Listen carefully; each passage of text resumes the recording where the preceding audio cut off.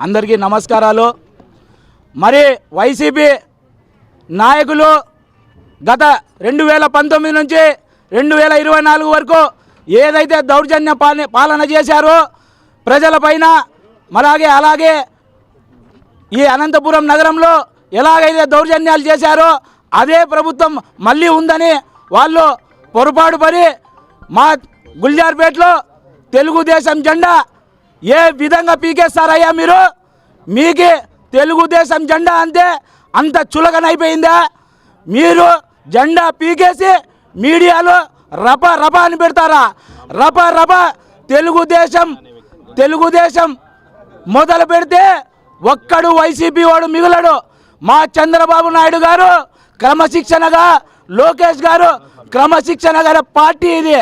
అదే మా చంద్రబాబు నాయుడు గారు ఒక్కసారి పిలిపిస్తే మీ రప రప ఎక్కడికి పోతుంది? మీరు గత ప్రభుత్వంలో 19 నుంచి 24 వరకు ఏం అభివృద్ధి చేశారు? ఒక్క ఇటుక బెల్లైనా ఈ గుల్జార్పేటలో పెట్టారా?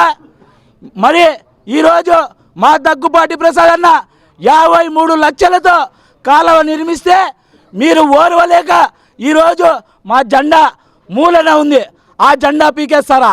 మీరు ఏదైతే వైసీపీ శ్రేణులు ఉన్నారో అక్కడ కాలువ వంకరగా పోనిస్తారా? మీ కార్పొరేటర్ అంత దౌర్జన్యం చేస్తాడా? ఏమి భయం భక్తి లేదా? తెలుగుదేశం పార్టీ అంటే మీకు అంత గౌరవం లేదా? మీ వైసీపీకి తరిమి కొట్టే రోజులు ఈ రోజుతో ప్రారంభమవుతున్నాయి, ఇదే గుల్జార్పేటతో ప్రారంభమవుతున్నాయి తెలియజేసుకుంటూ నాకు ఈ అవకాశం ఇచ్చిన అందరికీ